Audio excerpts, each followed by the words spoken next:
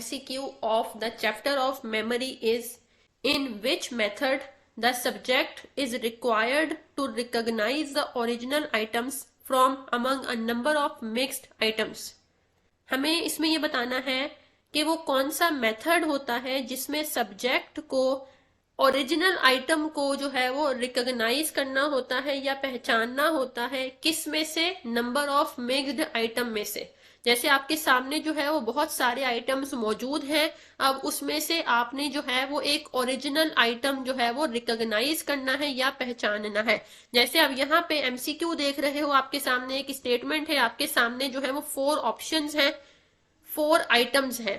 اب اس میں سے آپ نے جو اس اسٹیٹمنٹ کو سپورٹ کر رہا ہے، جو آپشن، جو کریکٹ آپشن ہے، اس کو آپ نے ریکگنائز کرنا ہے.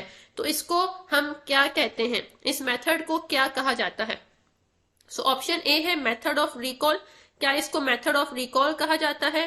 تو یہ آپشن کریکٹ نہیں ہے. کیوں؟ کیونکہ میتھڈ آف ریکال میں آپ کے پاس جو ہے کیوز اویلیبل نہیں ہوتے.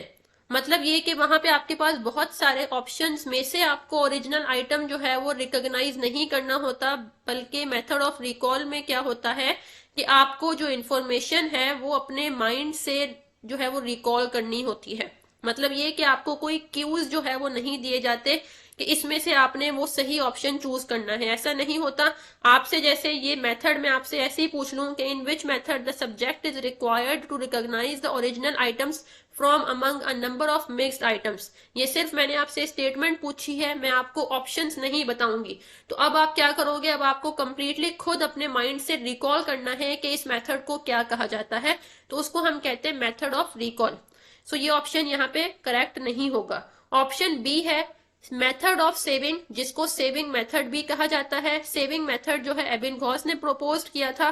آپشن بی جو ہے یہ بھی کریکٹ نہیں ہے. کیوں؟ میتھڈ آف سیونگ کیا ہوتا ہے یا سیونگ میتھڈ کیا ہے؟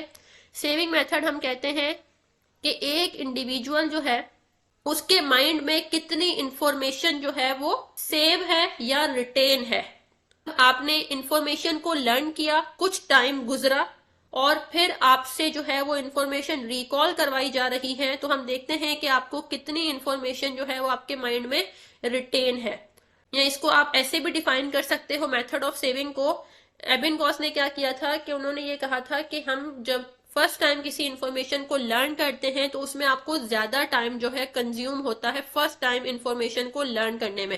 تو جب آپ فرسٹ ٹائم کسی انفارمیشن کو لرن کرتے ہو اور کچھ ٹائم پیریڈ جو ہے وہ گزرتا ہے اور پھر آپ اس انفارمیشن کو لے کے واپس بیٹھتے ہو، تو پھر آپ جو ہے وہ اس کو کچھ حد تک بھول چکے ہوتے ہو، لیکن کمپلیٹلی وہ انفارمیشن آپ کے مائنڈ سے جو ہے وہ فیڈ اوے نہیں ہوئی ہوتی. تو آپ کو وہ ری لرن کرنی پڑتی ہے وہی سیم انفارمیشن جو کہ آپ نے کچھ ٹائم پہلے لرن کی تھی. تو اب یہاں پہ کیا ہوگا کہ آپ کو جو ہے اس انفارمیشن کو ری لرن کرنے میں کم ٹائم کنزیوم ہوگا. تو اس سے پتا چلتا ہے کہ آپ کے مائنڈ میں کتنی انفارمیشن سیو تھی جو کہ آپ نے پہلے یاد کی ہوئی تھی. اگر آپ کے مائنڈ میں انفارمیشن زیادہ سیو ہوگی تو پھر آپ کو سیکنڈ ٹائم جب آپ ری لرن کر رہے ہو تو کم ٹائم کنزیوم ہوگا اس کو ری لرن کرنے میں. تو یہ ہوتا ہے میتھڈ آف سیونگ کہ کتنی انفارمیشن آپ کے مائنڈ میں سیو ہے یا ریٹین ہے. آپشن سی کیا ہے؟ ریکگنیشن.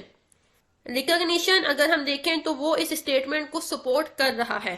ریکگنیشن کیا ہوتا ہے کہ آپ کے سامنے نمبر آف جو ہے مکسڈ آئٹمز آپ کے سامنے موجود ہوتے ہیں، اس میں سے آپ نے کریکٹ والا یا اوریجنل آئٹم جو ہے وہ چوز کرنا ہوتا ہے. تو یہاں پہ جو آپشن ہے وہ آپشن سی ہوگا.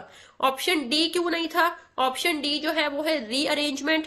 ری ارینجمنٹ ہمیں پتا ہے کہ آپ کے پاس کوئی انفارمیشن یا کچھ مٹیریل موجود ہے جو کہ ڈس آرگنائزڈ ہے، ارینج نہیں ہوا ہوا، تو آپ اس کو کیا کرتے ہو؟ ری ارینج کرتے ہو، مطلب اس کو سیٹ اپ میں لے کے آتے ہو یا اس کی سیٹنگ کرتے ہو.